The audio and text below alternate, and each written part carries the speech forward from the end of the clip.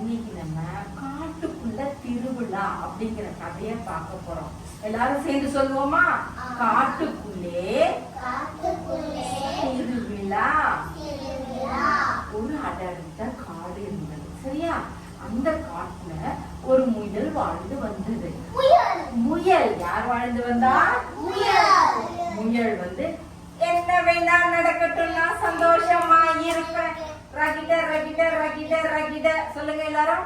ரகிட ரகிட ரகிட ரகிட அப்படின்னு பாட்டு பாடிக்கிட்டு சாப்பிட்டுட்டு போய் ஒரு மரத்துக்கு கீழே உட்காந்து தூங்க ஆரம்பிச்சது.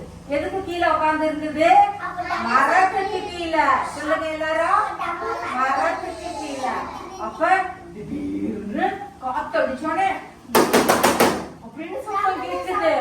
சத்தத்தை கேட்டோடனே முயல் பயந்து நடுங்கி, ஐயோ வானம் இடிஞ்சு விழ போகுது அப்படின்னு பயந்துக்கிட்டு ஓட ஆரம்பிக்குது. முயல் என்ன செஞ்சது? முயல் என்ன பண்ணுச்சு? வேகமா ஓடுது. அப்ப அந்த பக்கமா ஒரு யானை வருது. யானை வருது, யானை வருது, யானை வருது டோய், தும்பிக்கைய ஆட்டி ஆட்டி யானை வருது டோய் அப்படின்னு சொல்லிக்கிட்டு யார் வந்தா? யானை. எல்லாரும் சேர்ந்து சொல்லுங்க. யானை வந்து, ஏன் முயலே ஏன் இப்படி பயந்து ஓடுற அப்படின்னு கேட்டது. உடனே அதுக்கு முயல், யானை உனக்கு விஷயமே தெரியாதா?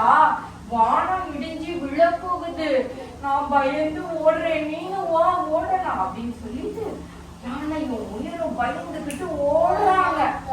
அப்ப அந்த பக்கமா ஒரு குதிரை வருது. யார் வந்தா? சத்தம் போடுவேன், தாவி தாவி ஓடுவேன். சொல்லுங்க எல்லாரும். சத்தம் போடுவேன், தாவி தாவி ஓடுவேன் அப்படின்னு சொல்லிட்டு குதிரை வருது. குதிரை வந்து, முயலே நீ எப்பயுமே ஆமையோட தானே பந்தய வைப்ப, இன்னைக்கு என்ன யானையோட வச்சிருக்க, ஏன் ரெண்டு பேரும் ஓடுறீங்க அப்படின்னு கேக்குது. உடனே யானையும் முயலும், உனக்கு விஷயமே தெரியாதா? வானம் இடிஞ்சு விழ போகுது அப்படின்னு சொன்னோடனே, ஐயோ வாங்க ஓடலாம்னு சொல்லிட்டு யார் யார் ஓடுறா? குதிரை, முயல், யானை எல்லாரும் சேர்ந்து ஓடுறாங்க. அங்க ஓடி போனா பனினா மான் பாக்குறாங்க. மான் கேக்குது, ஏன் எல்லாரும் பயந்து ஓடுறீங்க அப்படின்னு. உடனே எல்லாரும் சொல்றாங்க, இல்ல வானம் இடிஞ்சு விழ போகுது, எங்களுக்கு பயமா இருக்கு அப்படின்னு சொல்றாங்க. உடனே மான் சொல்லுது, பயப்படாதீங்க, நம்ம சிங்கராஜா கிட்ட போய் கேட்போம் அப்படின்னு சொல்றாங்க. யார்கிட்ட போறாங்க? சத்தமா சொல்லுங்க எல்லாரும். சிங்கம் எப்படி இருக்கும்? கம்பீரமா இருக்கும் இல்லையா? சிங்கம் வருது, சிங்கம் வருது, சிறுவர்களே வாருங்கள் அப்படின்னு சொல்லிட்டு சிங்கம் அப்படியே உட்கார்ந்துருக்கு. எப்படி உட்கார்ந்துருக்கு? கம்பீரமா உட்கார்ந்துருக்கு. அப்ப இந்த மிருகங்கள் எல்லாம் போய், சிங்கராஜா சிங்கராஜா வானம் இடிஞ்சு விழ போகுது, வாங்க நம்ம தப்பிச்சு ஓடலாம் அப்படின்னு சொல்றாங்க. உடனே சிங்கராஜா,